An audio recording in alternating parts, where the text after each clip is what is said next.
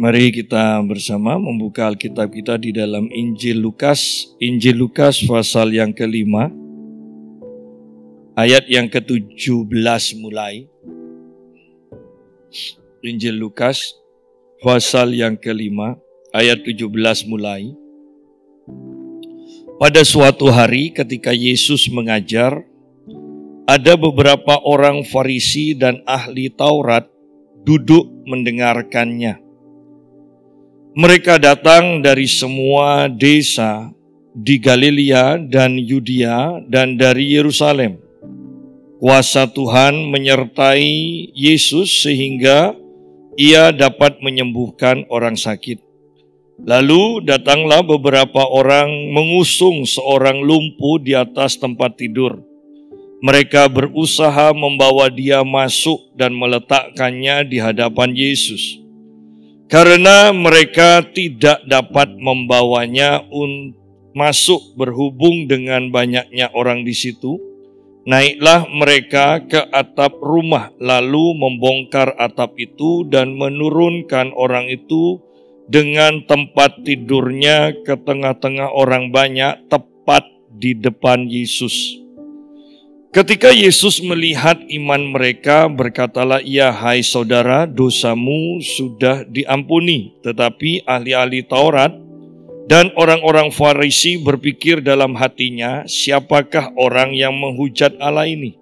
Siapa yang dapat mengampuni dosa selain daripada Allah sendiri?" Akan tetapi Yesus mengetahui pikiran mereka lalu berkata kepada mereka, "Apakah yang kamu pikirkan dalam hatimu?" Kita berhenti sampai sini dulu. Nah, dikatakan di sini bahwa pada suatu hari ketika Yesus mengajar. Kembali saya menekankan bahwa pengajaran firman Tuhan itu begitu pentingnya. Akan sia-sia kehidupan kita ketika kita mencari Tuhan hanya untuk disembuhkan, mencari Tuhan hanya untuk diberkati, mencari Tuhan hanya untuk kebutuhan jasmani kita. Tetapi yang terutama adalah kita harus rindu, ingin selalu diajar dalam kebenaran firman Tuhan. Tetapi tidak cukup juga hanya sekedar firman Tuhan yang bersifat teori, yang bersifat sejarah, yang katanya. Itu tidak cukup. Karena di sini dikatakan pada suatu hari ketika Yesus mengajar, sambung ke kalimat yang terakhir di ayat yang ke-17. Pada suatu hari ketika Yesus mengajar, kuasa Tuhan menyertai dia sehingga ia dapat menyembuhkan orang sakit. Bahwa pengajaran yang benar yang dari Tuhan selalu disertai dengan kuasa Tuhan. Pengajaran yang hanya bersifat teori diyakini bahwa Tuhan tidak ada di sana.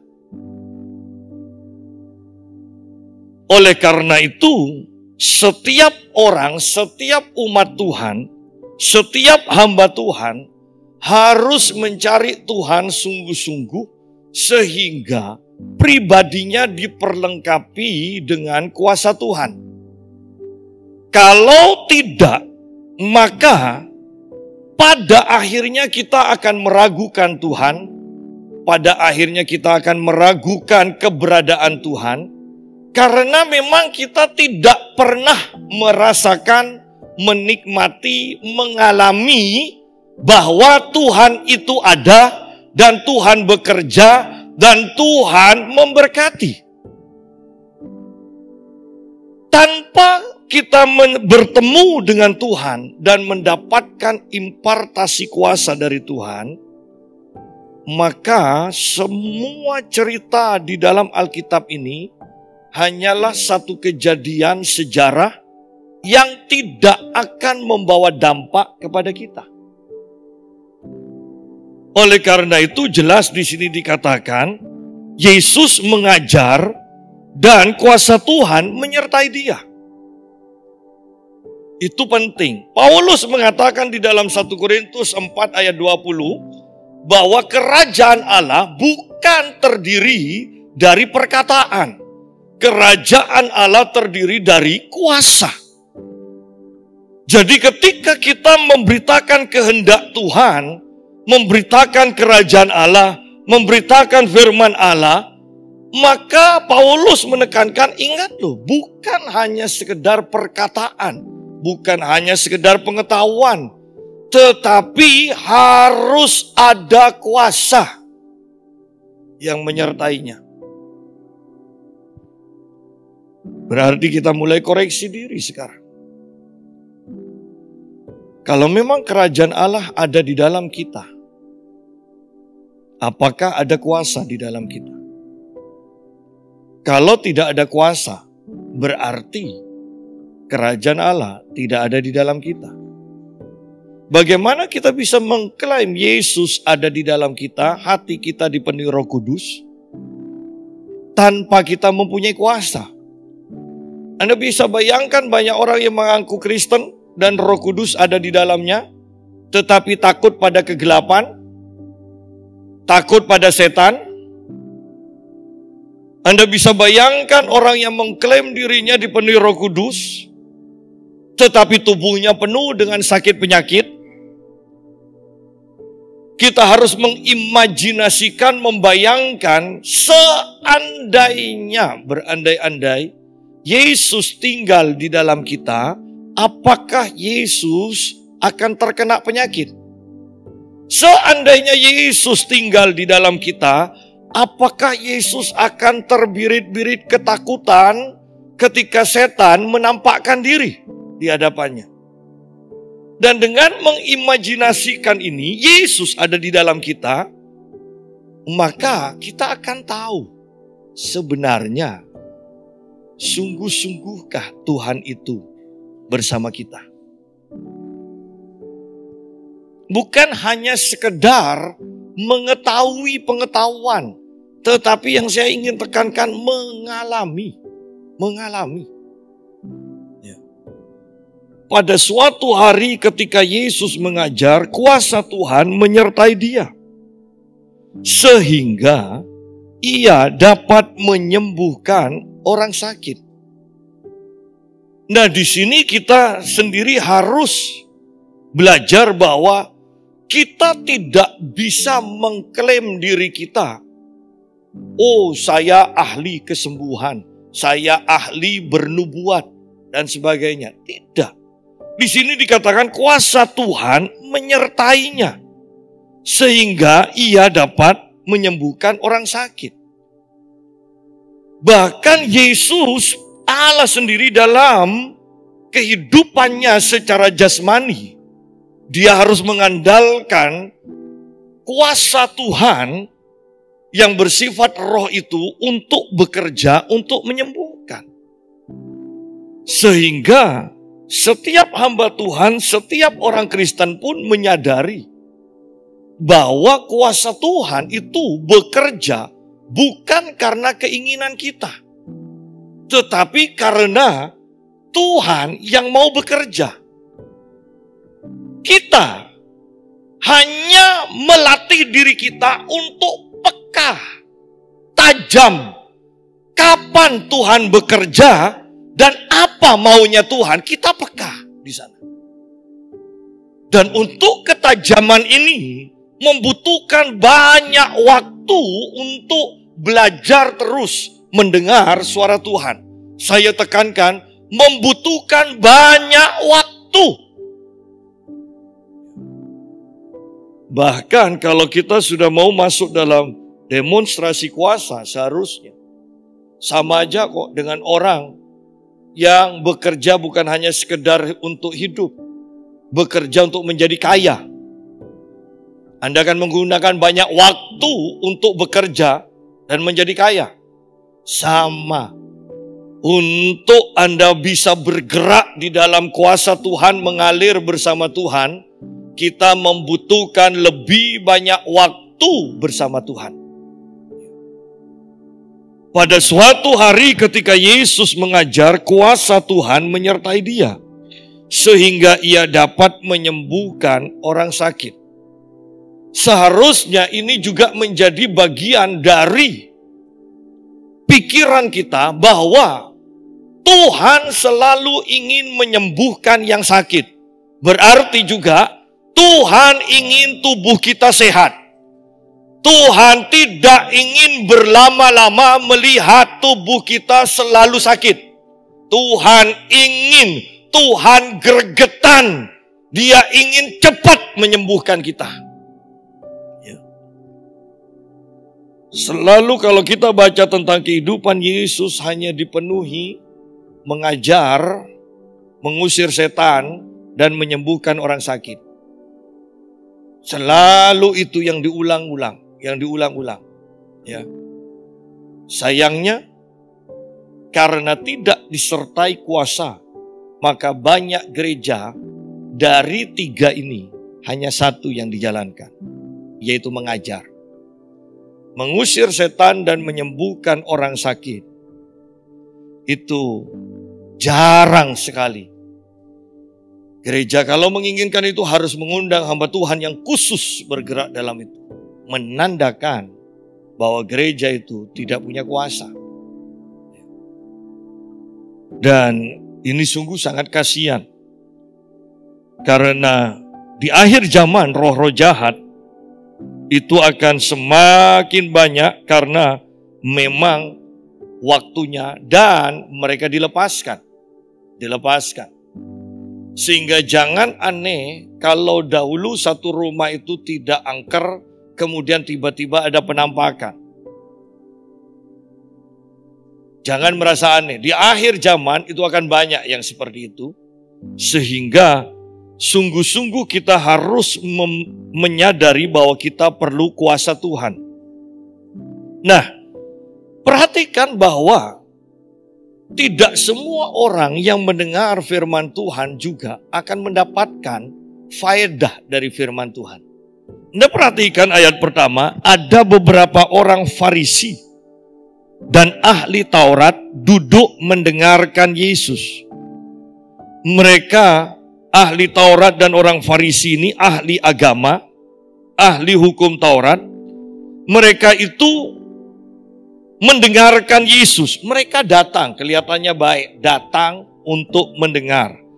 Tetapi perhatikan ayat 21, tetapi ahli-ahli Taurat dan orang-orang Farisi berpikir dalam hatinya, siapakah orang yang menghujat Allah ini?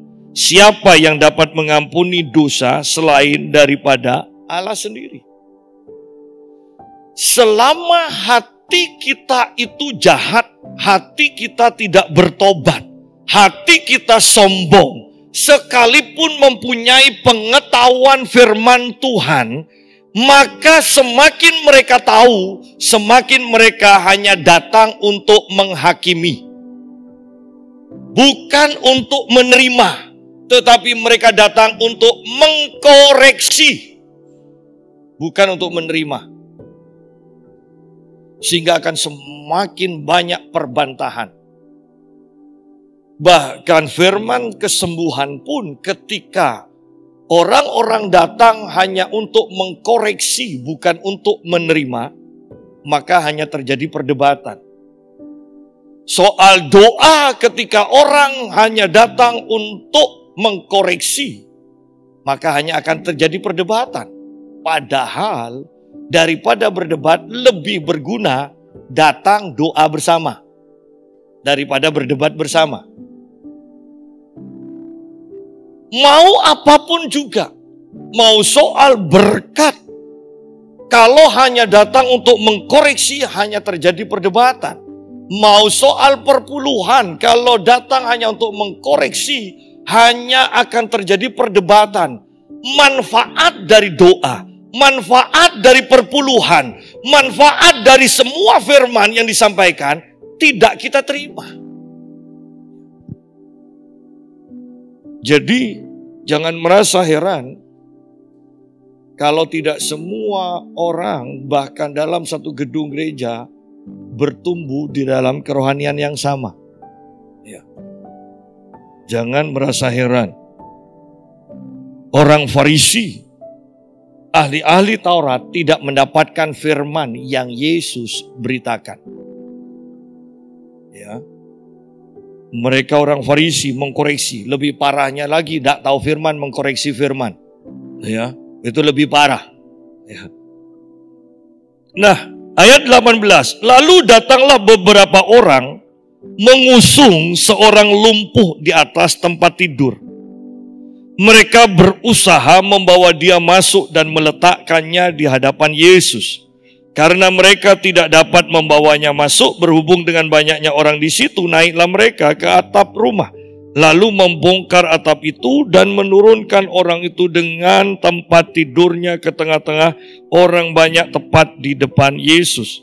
Ketika Yesus melihat iman mereka, perhatikan di sini, Yesus melihat iman mereka. Iman mereka, bukan iman orang lumpuh itu loh ya. Iman mereka. Bagaimana Yesus melihat iman mereka? Yesus melihat tindakan iman mereka. Bahwa iman yang benar bahkan tidak gampang menyerah. Iman yang benar akan terus bergerak sampai tujuan iman itu tergenapi. Banyak orang yang berpikir punya iman. Abraham disebut bapak orang beriman karena dia bertahan dengan satu janji Allah selama 25 tahun. Seandainya Abraham menurut perkataan kita, pengertian kita, dia mempunyai iman selama 1 tahun dan dia berhenti, maka dia tidak bisa disebut bapak orang beriman. Yesus tidak akan pernah melihat iman dari orang-orang yang menggotong ini. 4 orang yang menggotong satu orang lumpuh ini. Kalau mereka tidak sampai di hadapan Yesus. Mereka bisa beriman dari rumah. Dan kemudian sampai tempat di mana Yesus mengajar dan mereka melihat, wow kok rame, tidak bisa masuk. Orang-orang mungkin mengerti ketika mereka membawa, sudah, tidak jadi, pulang aja, tidak bisa masuk, percuma. Orang-orang mengerti, iya, mereka sudah membuktikan iman mereka, tetapi apa daya, terlalu ramai, tidak bisa masuk. Maka orang mengerti bahwa, menganggap bahwa keempat orang ini punya iman. Tetapi kita tidak akan pernah menjumpai kalimat di ayat 20. Yesus melihat iman mereka. Kita mau sampai dalam taraf iman kita dilihat manusia atau sampai dilihat oleh Tuhan. Iman yang dilihat oleh Tuhan adalah iman yang tidak pernah menyerah sampai janji Tuhan itu digenapi. Berapa banyak orang yang menyerah dengan keadaan, dengan masalah-masalah mereka. Tetapi iman yang benar adalah iman yang tidak menyerah. Iman yang sampai bisa pertunjukkan, bisa kita pertunjukkan di hadapan Yesus.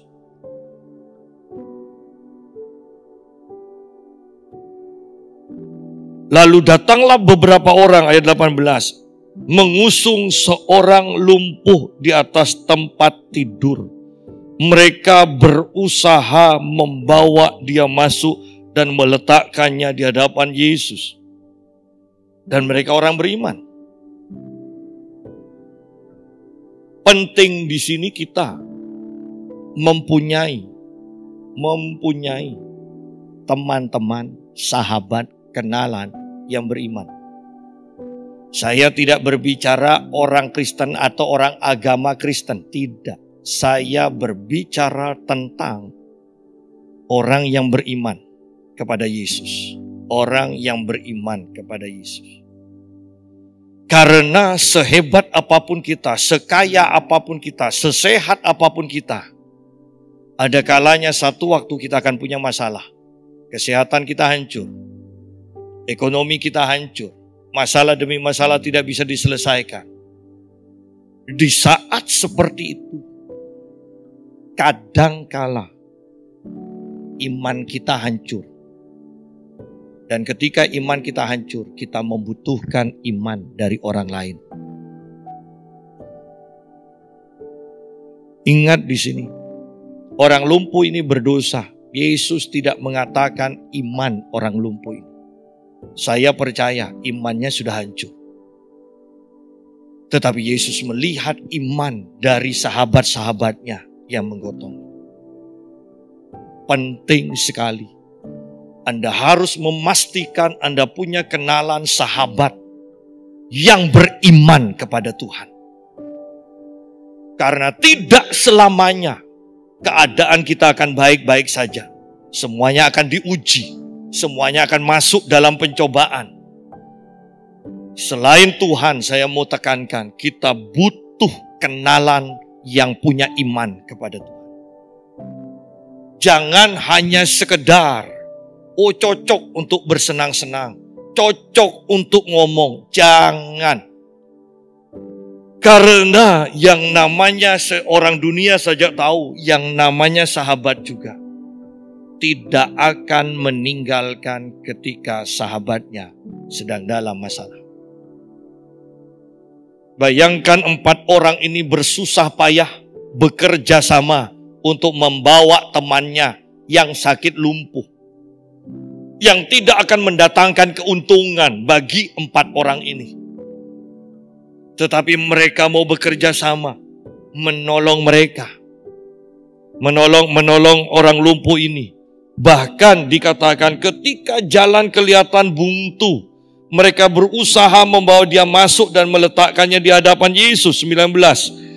Karena mereka tidak dapat membawanya masuk, berhubung dengan banyaknya orang di situ, naiklah mereka ke atap rumah, lalu membongkar atap itu dan menurunkan orang itu dengan tempat tidurnya ke tengah-tengah orang banyak, tepat di depan Yesus. Orang-orang yang beriman akan membawa orang yang punya masalah tepat berhadapan dengan Yesus. Bahkan pada akhirnya kita harus berani mengatakan, Yesus ada di dalam. Sehingga orang yang punya masalah ketika berhadapan dengan kita, mereka sama juga berhadapan dengan Yesus yang ada di dalam kita. Kita menjadi penyelesai masalah.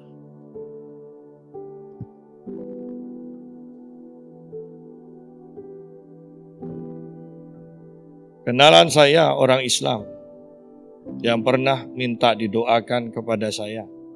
Ketika berbicara dia tanya, bisakah mimpi itu memang dari Tuhan? Oh bisa, apa bedanya? Dan saya jelaskan. Berarti saya juga dapat dari Tuhan. Saya sudah beberapa kali dan tadi saya dapat berkat dan saya mimpi. Ternyata paginya saya punya utang ke family saya telepon. Katanya enggak usah bayar. Banyak loh Dia sebutkan 9 juta. Banyak Kemudian kita ngomong-ngomong soal pelayanan saya di luar kota. Dan dia katakan begini. Kalau doakan orang tuh sama seperti ketika saya minta doa. Oh iya. Berarti lama kalau pelayanannya. Iya, apalagi kalau ada sudah 50 orang doakan. Iya, lama. Tetapi saya bersyukurnya orang ini pun ingat bagaimana ketika saya doakan. Cara saya mendoakan. Saya mau menekankan juga. Kita butuh sahabat-sahabat yang beriman kepada Tuhan. Sehingga pada akhirnya Kita akan saling mendoakan, kita akan saling menguatkan, kita akan saling menolong. Ketika salah satunya sedang dalam masalah, ketika salah satunya sakit, jangan ditinggalkan.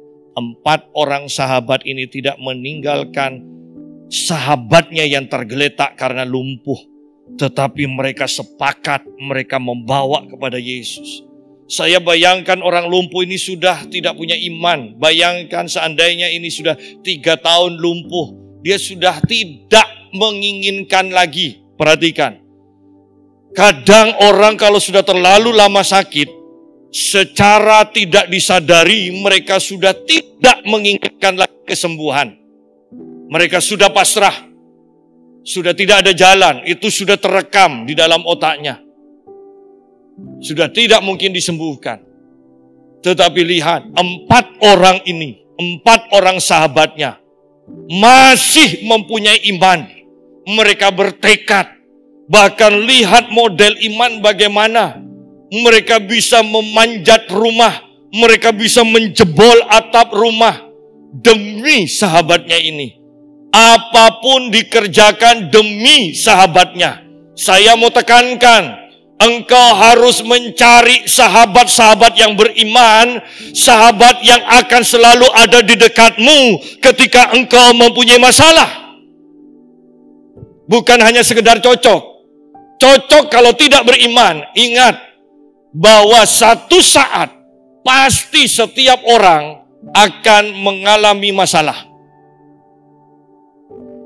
Dan pada waktu kita mengalami masalah, belum tentu iman kita itu masih aktif.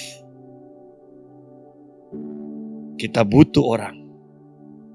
Disinilah kerendahan hati akan bertumbuh di dalam kehidupan kita. Bahwa kita saling membutuhkan.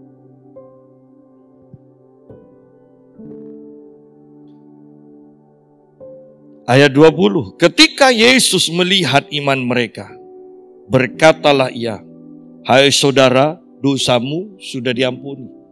Sekarang Yesus berkata kepada orang lumpuh. Yesus melihat iman dari 4 sahabatnya.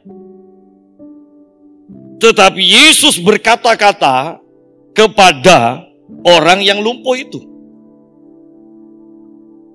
Dan Yesus tahu bahwa penyebabnya adalah dosa.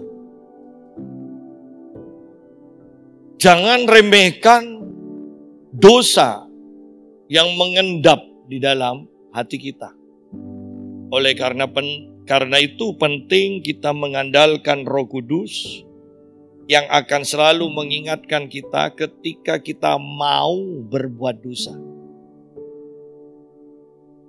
Sehingga bahkan seandainya kita juga akhirnya melakukan dosa, pada waktu melakukan dosa itu, kita akan langsung bertobat. Jangan biarkan dosa itu mengendap. Ya. Sama seperti Rabu kita sudah bahas.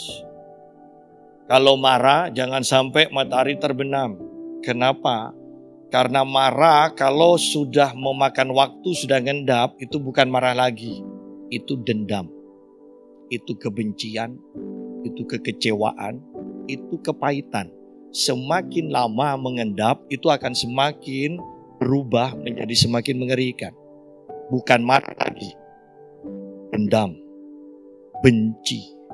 Kepahitan. Kekecewaan. Terus seperti itu.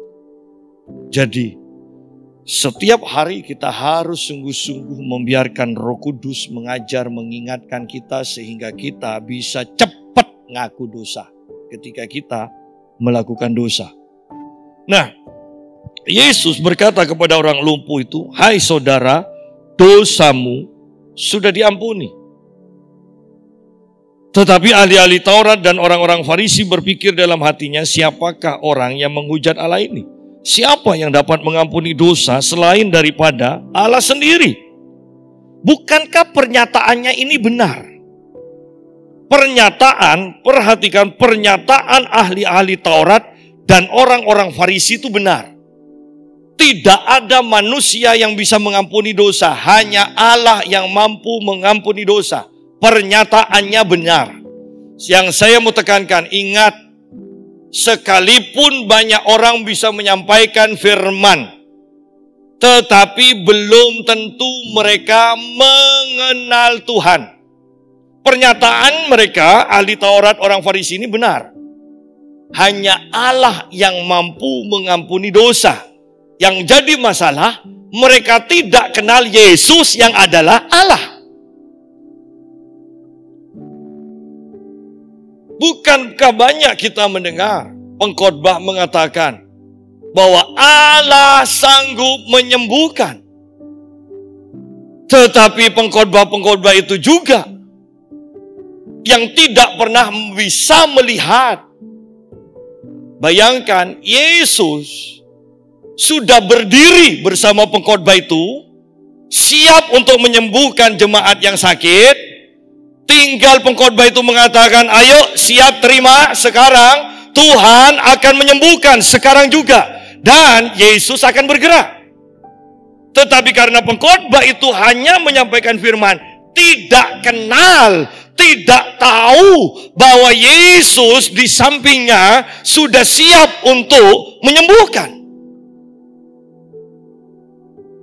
Kita tidak berbicara agama. Kita sedang berbicara bahwa Tuhan itu nyata. Bukan hanya sekedar teori. Inilah yang terjadi. Ahli-ahli Taurat dan orang-orang Farisi mengetahui, menyatakan pernyataan yang benar, tidak salah. Tetapi mereka tidak kenal bahwa Yesus itu adalah Allah. Mereka tidak tahu.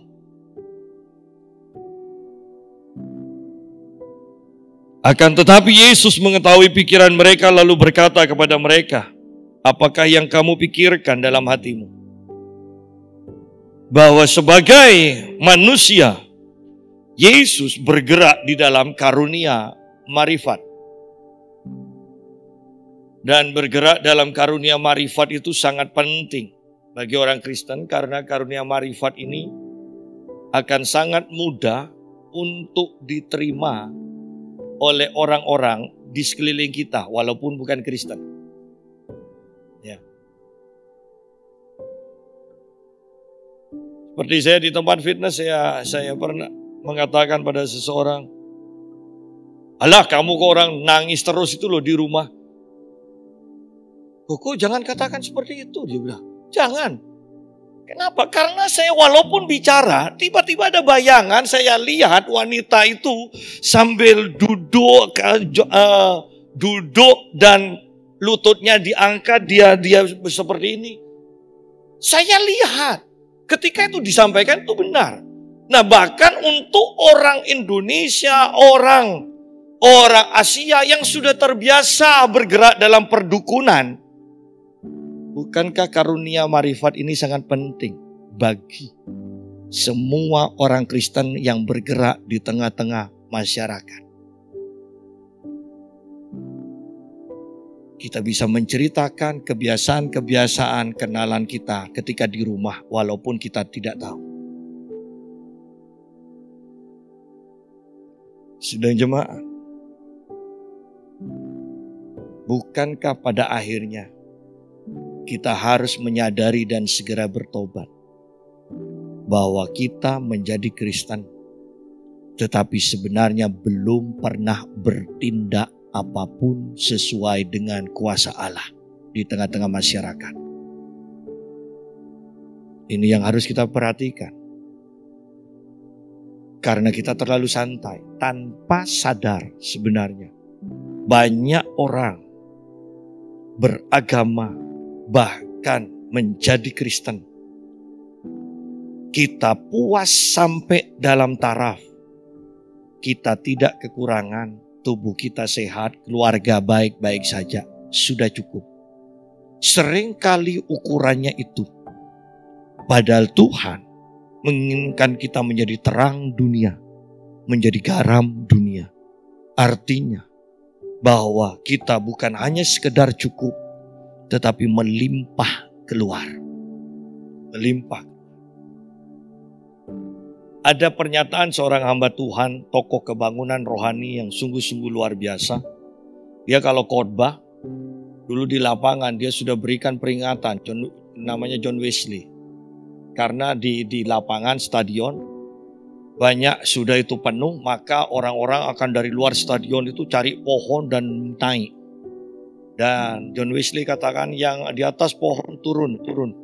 Karena nanti kalau kuasa Tuhan melanda engkau akan jatuh. Dia bilang, ya. Dan pernyataan dia luar biasa. Dia katakan begini, kalau hanya sepenggal, orang-orang kaya pasti senang.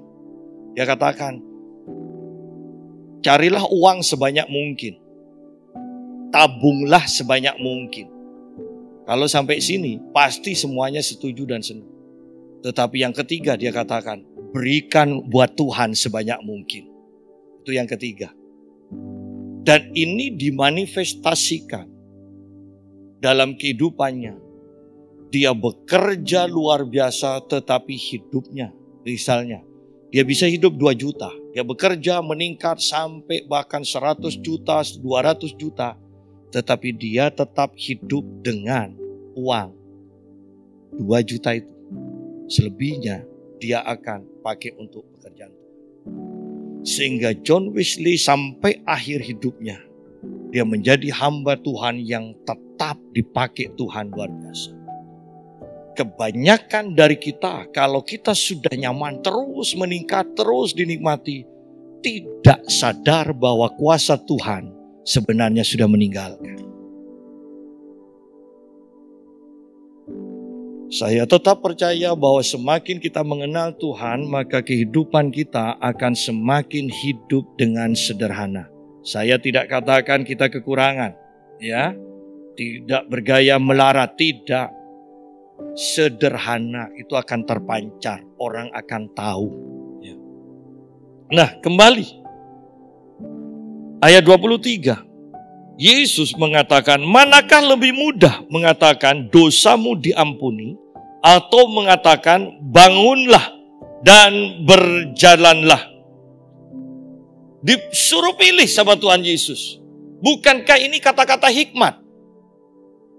Orang yang mau berbantah-bantah, orang yang mau ngecam Yesus, Yesusnya hanya keluarkan pernyataan seperti ini.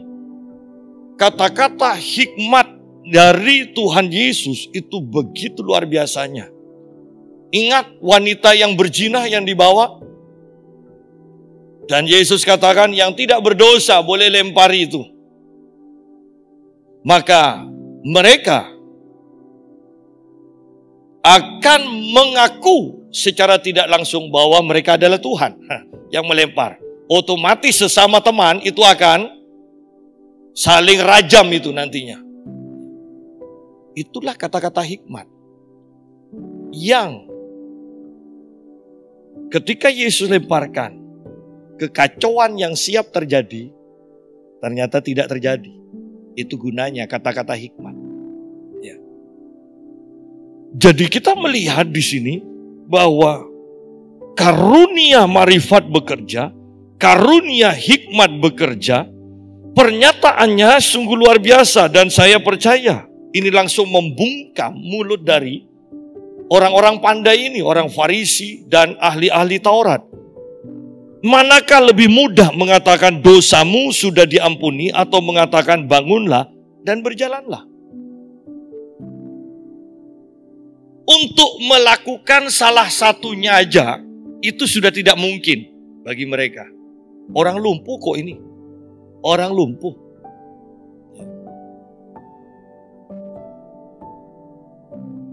Mengampuni dosa sudah tidak mungkin. Tetapi perhatikan yang Yesus lakukan ini, ayat 24. Tetapi supaya kamu tahu bahwa di dunia ini anak manusia berkuasa mengampuni dosa, berkatalah Yesus kepada orang lumpuh itu, kepadamu kukatakan bangunlah, angkatlah tempat tidurmu dan pulanglah ke rumah. Dan seketika itu juga bangunlah orang lumpuh itu di depan mereka. Lalu mengangkat tempat tidurnya dan pulang ke rumahnya sambil memuliakan Allah. Nah, yang saya mau tekankan di sini adalah seringkali Tuhan bertindak satu tindakan menghasilkan beberapa kejadian, penyelesaian, penyediaan.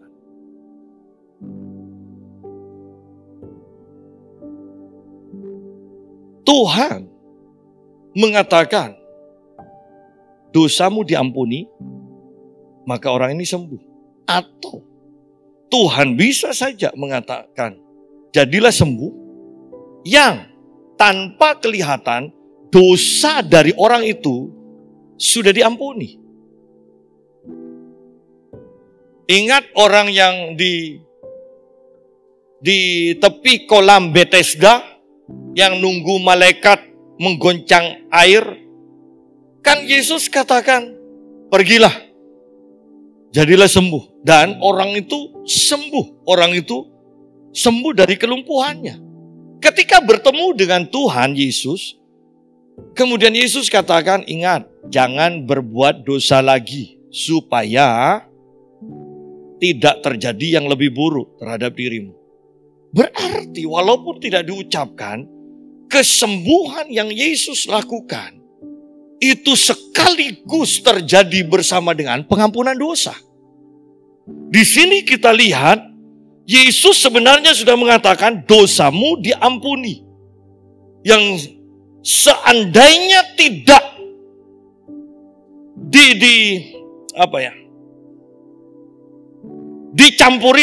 dicampuri oleh orang Farisi ini, ya, ditengahi oleh orang Farisi dan ahli Taurat, maka ketika Yesus mengatakan dosamu sudah diampuni, pasti orang lumpuh ini berjalan. Tetapi ahli-ahli Taurat dan orang Farisi ini menyetop akan kuasa yang bekerja itu.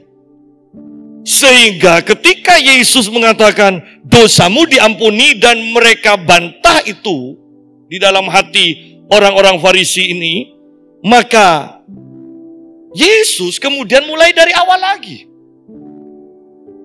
Coba pikirkan, mana yang lebih sukar? Semuanya sukar, semuanya mustahil. Mengampuni dosa atau menyembuhkan orang sakit. Dan pada akhirnya Yesus mulai lagi. Ya sudah, kamu sudah bantah seperti itu, ayo. Dikatakan di sini ayatnya jelas. Tetapi supaya kamu tahu bahwa di dunia ini anak manusia berkuasa mengampuni dosa, berkatalah Yesus kepada orang lumpuh itu, lihat, supaya tahu bahwa dosa orang ini diampuni. Herannya yang Yesus katakan, kepadamu kukatakan bangunlah, angkatlah tempat tidurmu dan pulanglah ke rumah. Dan seketika itu juga bangunlah ia. Lihat bahwa yang Yesus lakukan mengampuni dosa dan kesembuhan terjadi. Kitab Mazmur 103 mengatakan bahwa diampuninya dosa mereka dan disembuhkan mereka. Seringkali Yesus lakukan satu hal, dua hal yang terjadi. Ya. Ketika Yesus mengusir setan, maka kesembuhan terjadi. Yang Yesus lakukan mengusir setan, setannya pergi, penyakitnya sembuh. Mujizat 5 roti juga sama. Yesus menyembuhkan banyak orang, dan setelah menyembuhkan, bukan disembuhkan supaya mati kelaparan. Setelah disembuhkan, Yesus buat mujizat makanan. Jadi lihat di sini bahwa seringkali Tuhan lakukan dua hal dengan satu tindakan. Kita harus mengerti. Artinya secara sederhananya, kalau Allah sudah berkarya di dalam hidup kita, maka semua masalah kita, semua kebutuhan kita, Tuhan juga akan selesaikan. Di sini hanya masalah Yesus berfirman, jadilah sembuh. bangkit dan berjalanlah. Dan dosa orang ini dihapuskan. Saya percaya ketika Yesus juga mengucapkan dosamu diampuni, seharusnya kalau tidak ditengahi oleh orang Farisi itu, maka orang yang diampuni dosanya ini akan sembuh.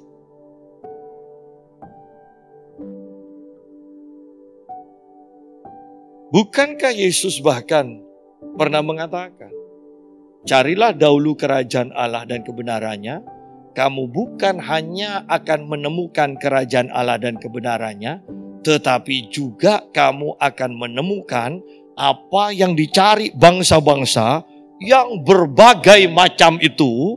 Yesus katakan semuanya akan ditambahkan. Minta dua hal, kerajaan Allah dan kebenarannya, dapatnya banyak hal. Bukankah itu sangat luar biasa? Ayat 26, semua orang itu takjub, lalu memuliakan Allah. Ingat bahwa mujizat untuk memuliakan Allah, bukan untuk memuliakan yang membuat mujizat. Jangan sampai teralihkan kepada hal yang salah. Semua orang itu takjub lalu memuliakan Allah. Kita diberkati, kita disembuhkan, jangan teralihkan. Tetap fokus kepada Allah yang sudah menyembuhkan, yang sudah memberkati, yang sudah melindungi kita. Ya. Seringkali kita itu teralihkan. Dan mereka sangat takut. Takut akan Tuhan itu penting. Katanya, hari ini kamu telah menyaksikan hal-hal yang sangat mengherankan. Hari ini kamu telah menyaksikan hal-hal yang sangat mengherankan. Injil Markus mengatakan, yang seperti ini belum pernah kita lihat. Biarkan, izinkan Tuhan melakukan yang belum pernah kita lihat. Karena bahkan Alkitab mengatakan, apa yang tidak pernah dilihat mata, tidak pernah didengar telinga, bahkan yang tidak pernah timbul dalam hati, semuanya disediakan Tuhan. Ingat, disediakan. Kitab Mazmur mengatakan disimpan untuk orang benar. Sudah ada, belum dinikmati. Sudah ada, saya mau katakan, sudah ada. Tergantung iman kita yang melihat bahwa Tuhan menyediakan bagi kita. Tuhan menyimpan sesuatu yang berharga bagi kita. Tergantung kita. Ingat, itu disimpan untuk kita. Itu disediakan untuk kita. Tinggal kita, namanya simpanan kita. Tinggal kita kapan butuh, kapan mau pakai, terserah kita. Aktifkan imanmu, deklarasikan firman seperti apa yang engkau butuhkan, maka firman itu akan mencipta, firman itu akan mengambil apa yang sudah ada di dalam roh, itu dinyatakan di alam jasmani. Kiranya kita bertindak dan menghasilkan kemuliaan demi kemuliaan yang semakin bertambah. Yang belum kita lihat, milikilah untuk bisa dan mengalami, melihat apa yang belum pernah kita lihat. Tuhan memberkati.